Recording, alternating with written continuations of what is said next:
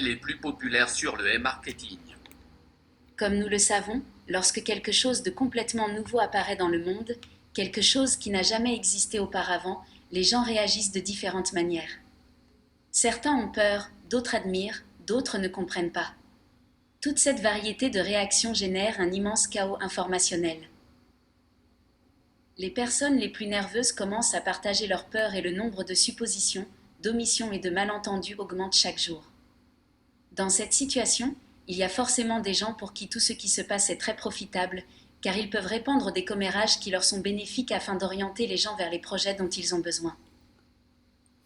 Il s'avère donc que les personnes qui doutent et qui ont peur prennent des décisions irréfléchies, que les personnes les plus cyniques profitent des peurs des autres et que les personnes les plus compétentes s'éloignent le plus possible de ces scandales et offres frauduleuses.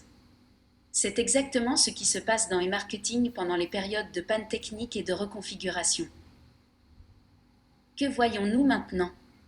E-marketing a rassemblé autour de lui de nombreux partenaires actifs et compétents à travers le monde. Naturellement, une telle base de partenaires est un morceau savoureux pour d'autres projets, à la fois honnêtes et frauduleux.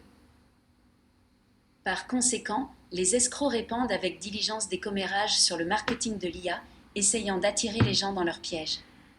Par conséquent, aujourd'hui, sur M-Radio, nous analysons les principaux messages sur e-marketing et vérifions la quantité de vérité et de ragots qu'ils contiennent.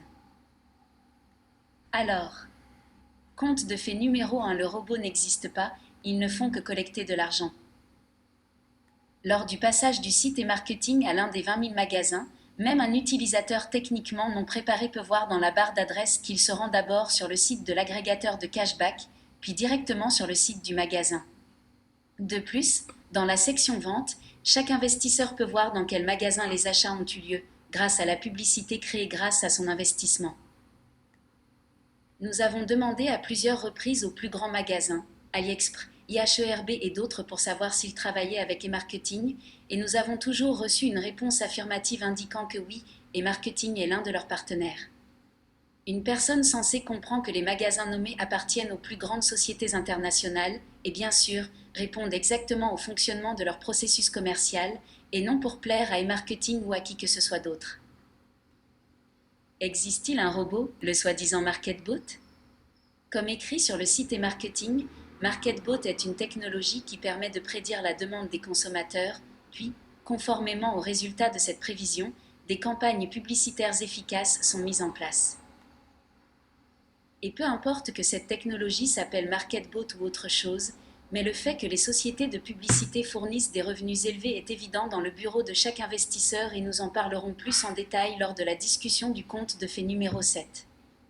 Restez avec nous. Et maintenant passons au conte de fait numéro 2, tout dépend du taux de crypto-monnaie. Une fois, alors qu'e-marketing reconfigurait son processus commercial en raison du blocage des autorités russes, ils ont été contraints de suspendre les paiements aux partenaires pendant un mois.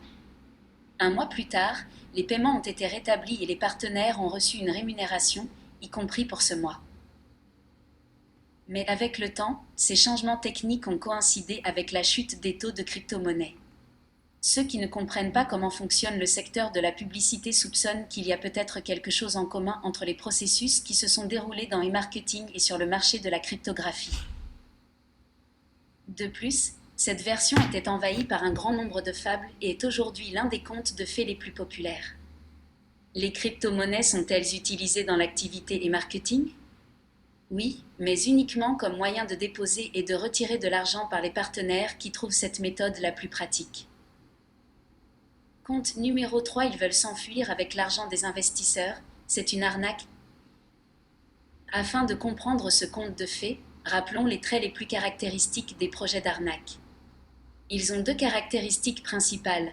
Les projets d'arnaque existent au maximum plusieurs mois, et parfois quelques semaines seulement. Les projets d'escroquerie appellent constamment activement à investir dans ceux-ci. Ce que nous voyons dans e-marketing. Premièrement, cette entreprise existe depuis plus de 5 ans. Deuxièmement, des millions de personnes dans le monde reçoivent de l'argent d'e-marketing sans aucun investissement, comme une remise en argent de leurs propres achats. Conte de fait numéro 4, ceci est une pyramide.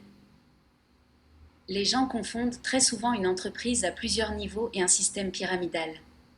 Et s'il n'y a rien de mal dans le business du MLM, alors quelque chose de fortement négatif émane de la pyramide. Savez-vous quelle est la principale différence entre une entreprise à plusieurs niveaux et un système pyramidal ? Dans une véritable entreprise MLM, il y a toujours un produit. Cela peut être n'importe quoi, des cosmétiques, des cocktails minceurs ou de la publicité, comme dans e-marketing. Et dans ce cas, les participants au processus commercial sont récompensés car la vente d'un tel produit génère un profit. Et en principe, il n'y a pas de produit dans la pyramide, il y a simplement une redistribution des fonds, des nouveaux participants à ceux qui ont rejoint plus tôt. Nous avons déjà parlé du fait que le principal produit des marketing est la publicité sur Internet dans ce programme lors de l'analyse du conte de fées numéro 1. Conte de fées numéro 5, il est impossible de recevoir de l'argent sans investissement du tout. Pour une raison quelconque, les gens ne sont pas du tout surpris lorsqu'ils reçoivent des cadeaux, des souvenirs de leurs amis et copains. Et qu'est-ce qu'un souvenir ramené, par exemple, de vacances et présenté à un ami ? C'est juste un signe de bonne attitude, de loyauté envers cette personne. Certains magasins s'autorisent les mêmes manifestations de fidélité lorsqu'ils offrent des cadeaux à leurs clients réguliers. C'est leur étape forcée en raison de la forte concurrence. Des entreprises comme e-marketing ont construit une entreprise autour de cela. Elles amènent les clients dans des magasins spécifiques, reçoivent des paiements de ces magasins et les partagent avec les clients. Ces acheteurs obtiennent-ils de l'argent comme ça, sans investissement du tout ? Formellement, oui. Mais à un niveau plus profond, le magasin paie le client pour avoir choisi ce magasin particulier. De plus, les paiements des affiliés dans e-marketing peuvent-ils être considérés comme de l'argent reçu sans investissement ? Si vous avez invité quelqu'un à e-marketing, cela signifie que vous avez consacré du temps et de l'énergie à inviter votre ami. Et ces efforts sont payés par la récompense du partenaire. En fait, il s'agit de la même rémunération que celle d'un directeur commercial. Conte de fées numéro 6, il continue de collecter des fonds via le NBO. À ces moments où des défaillances techniques se produisent dans e-marketing, les concurrents et les escrocs commencent joyeusement à parler de la prétendue fermeture imminente de l'entreprise. Les partenaires expérimentés des marketing ont déjà observé ce cirque plus d'une fois, ils réagissent donc assez calmement à ce qui se passe. Et les partenaires douteux ou encore inexpérimentés commencent à se souvenir de ce qui s'est passé dans les projets frauduleux auxquels ils ont participé avant la clôture de ces projets. Le plus souvent, il y a une collecte de fonds supplémentaires. Mais les représentants des marketing, au contraire, au moment des turbulences techniques, demandent de ne pas déposer de fonds supplémentaires dans le système. Ici, la logique des escrocs accusateurs s'effondre. Qu'en est-il ? Il n'y a pas de collecte de fonds supplémentaires. Dans le même temps, les partenaires des marketing travaillent également avec INB Network, qui est un partenaire des marketing. Malgré les processus en cours dans e-marketing, dans le réseau INB, les partenaires continuent de recevoir des primes pour le travail effectué précédemment. Et parfois, pour recevoir ce bonus, les partenaires doivent acheter de la monnaie interne, le NBO. C'est le processus que les critiques malveillants tentent d'appeler une collecte supplémentaire d'argent. Mais cet argument ne résiste pas à la critique, car personne n'oblige les partenaires des marketing à acheter NBO au moment de la restructuration technique, cela peut se faire plus tard, avec le système pleinement opérationnel et sans aucun risque. Conte de fées numéro 7, il est impossible d'obtenir un revenu aussi élevé avec une vraie entreprise. Et quel est le revenu le plus élevé que vous puissiez obtenir en affaires ? Bien sûr, cela dépend de la sphère d'activité.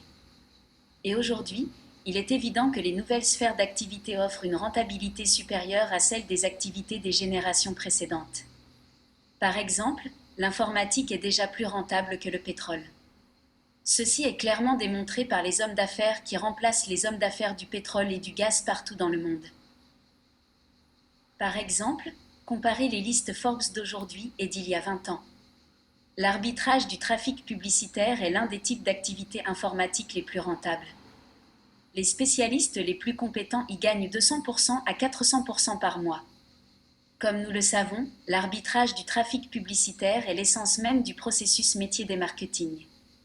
Bien sûr, obtenant un revenu élevé de campagnes publicitaires personnalisées, et marketing verse une récompense importante à ses partenaires.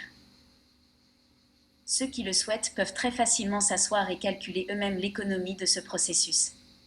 Et nous inviterons certainement des spécialistes de l'arbitrage de trafic à M-Radio afin de tout entendre de la bouche des professionnels lors d'une interview avec eux. Conte de fait numéro 8 eMarketing est une entreprise MLM. Certains partenaires pensent qu'eMarketing est une entreprise MLM. Mais c'est une erreur. Dans eMarketing, il n'y a qu'un seul niveau de rémunération des affiliés. La présence d'un niveau ne correspond pas au concept de marketing multiniveau. Dans le même temps, eMarketing coopère avec les sociétés du réseau INB. Mais l'activité phare du réseau INB est justement la commercialisation multiniveau. Mais il est important de comprendre qu'il s'agit d'une société distincte. Et seulement 19% du nombre total d'utilisateurs d'eMarketing travaillent en parallèle avec les services INB Network. Conte de fait numéro 9, ils ont eu des arnaques avant. eMarketing travaille activement sur le marché de la publicité depuis plus de 5 ans. Pendant ce temps, il y a eu 4 pannes techniques majeures dans le travail de l'entreprise, mais après chacune de ces pannes, le travail a été rétabli à pleine capacité et les partenaires d'eMarketing ont reçu toute leur rémunération au centime, bien sûr s'ils travaillaient selon les eMarketing et INB règles des systèmes de réseau. Si vous voulez en savoir plus à ce sujet, écoutez l'émission Histoire d'eMarketing sur M-Radio. Conte de fait numéro 10, ils ont des applications mobiles que vous pouvez utiliser à la place d'un site web. Ce n'est pas vrai. Le représentant d'eMarketing lors des réunions d'information avec les partenaires a signalé à plusieurs reprises que seul le site web de l'entreprise est accessible aux utilisateurs d'eMarketing. La société n'a aucune application mobile publiée sur Apple Store ou Google Play. Cependant, si nous nous tournons vers Google Play et Apple Store, nous verrons apparaître régulièrement des applications mobiles, similaires en visuel et en couleur à eMarketing. Attention, ce sont des arnaqueurs. L'essence du stratagème frauduleux est la suivante. L'utilisateur télécharge l'application et entre le login et le mot de passe de son compte, l'application enregistre ses données et ainsi les fraudeurs reçoivent des données avec lesquelles ils peuvent entrer dans le compte réel de l'utilisateur sur eMarketing site web et disposer de son argent. Chers auditeurs d'M-Radio, si vous avez entendu quelque chose d'autre sur eMarketing qui vous cause des doutes, écrivez dans les commentaires de ce numéro et nous le vérifierons certainement et partagerons les détails avec vous dans les prochaines éditions d'M-Radio. Restez à l'écoute.